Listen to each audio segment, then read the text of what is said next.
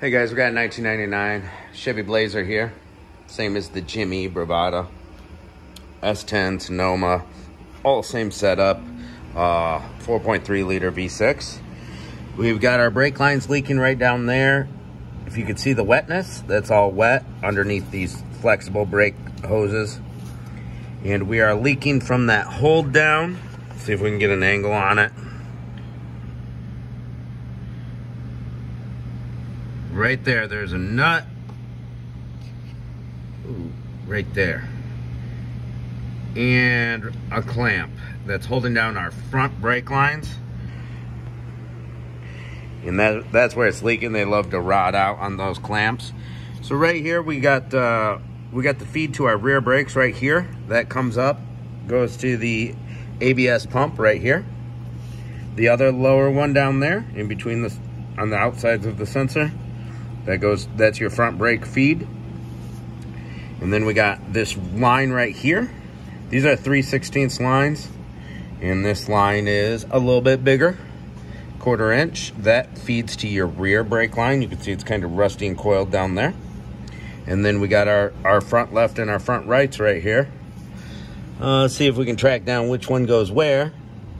If we're following it, you just got to follow the line down. I'm going to go ahead and figure out which one goes where, and then we'll just cut all the lines out and put some new lines in. Give myself a little more room. Take this air box out of the way. Popped our air box out here. This just has one 10mm nut that's holding it down. The top side, you got 2 sensors that just unclip. One wing nut here comes off, little hose there. Use your 4 wing nuts on your air box. If they're being stubborn, use a fat Phillips head. It'll come right off. So we got a lot of this area clear. And this was zip tied to the brake line right there. You can see we have a union here. And there's surface rust on this, but the integrity looks good. So we're just going to be careful, and we're going to do our brake line to here. I've got the brake lines out. So this back one goes to the front left. This one goes to the front right. And they're different fittings, as you can see. Different fittings. The fat one goes on the back. Skinnier one in the middle. And those brake lines came out real nice and easy. I mean, didn't have to finagle much. Got the hold down off of there. There was a 13mm bolt. Snipped the lines with some side cutters. So we snipped the line right there before the fitting. Same thing for the fitting right here. That goes to the front left brake hose. We can actually see it right here. Boom. And these were 9/16. I used a 9/16 line wrench. Don't need a line wrench, but they're handy. Now our next step is to get our fittings out of here and out of there. And we just have so much more room if we lift up the tire. So I think I'll take the tire off and we'll get a better view. All right, so we got our lines out. Time to get our fittings out, and then we can work on getting all the new stuff in. Got her up in the air. This fitting's off. Everything was 9/16 on this sucker. Right there's our other line. We can fold up these mud flaps. Pretty cool, huh? I put some flat vice grips on the center union of this brake line. And this other one, we had it snipped off. We put a 6-sided 9/16 socket on it.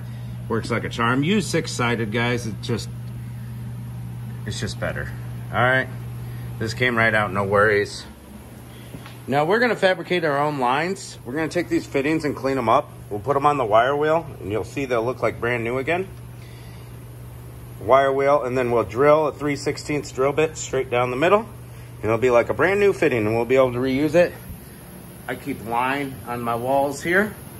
You can buy prefabricated line from your parts store if you want to, in different lengths, like 2 foot, 6 foot, 8 foot, whatever they have. Just make sure your fittings are correct. Go up there, bring the fittings, and make sure this the same fittings that you'll need. We're gonna fabricate our own line though. Yeah, and this one came off of the brake hose front left, and this one came off of the union going to the front right. let's get them cleaned up. Put a nice little flare on my line here. We got our fitting already on. Boom. Here's my little flaring kit. Just needed 2 tools, this one and this one, to make a flare. This is our cutter tool to make a nice smooth cut.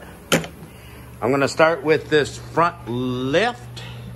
Should I start with the front left or should I start with the other one?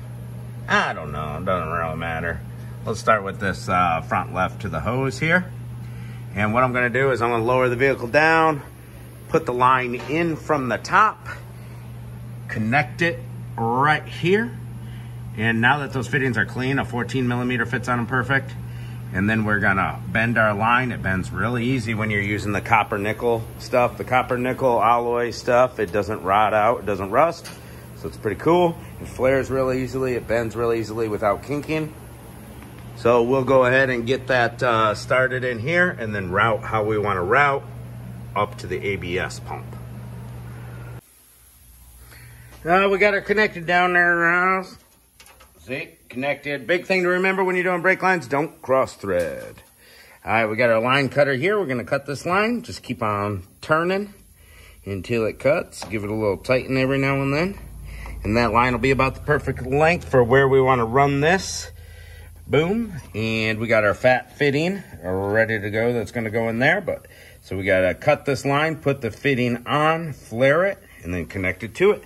We're gonna do the same thing for this middle line, which runs to the front right there. We're gonna plug it into there. And then we gotta bleed the brakes.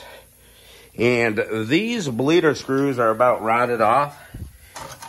Yeah, they're not gonna come out. They're pretty rounded and rotted. The bottom side is straight up missing a hex. So we're gonna heat these up with our torch, the bleeder screws, put vice grips on them as tight as we can. See if they break free. If they break free, cool. We'll keep the vice grips on them while we're bleeding, so we don't have to take them on and off. If this will not come out, we're either going to replace the caliper, or we can do a bleed from the banjo bolt or that connection there. Hopefully get all the air out, see what happens. But probably most people watching aren't going to have this problem. It's pretty nasty. There's lots of videos on brake bleeding if you need to watch one.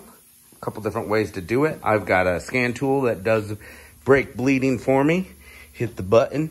So that's pretty cool. And sometimes you need them for these ABS systems when air gets caught in here. But that's usually when you get air in here. So there was still fluid the whole time. So all our air starts here on the exit of the pump. So hopefully we don't have to do an ABS bleed. And that's about all my notes. Got any questions, leave me a comment. Thanks for watching. You know, the typical stuff. See you later, buddy.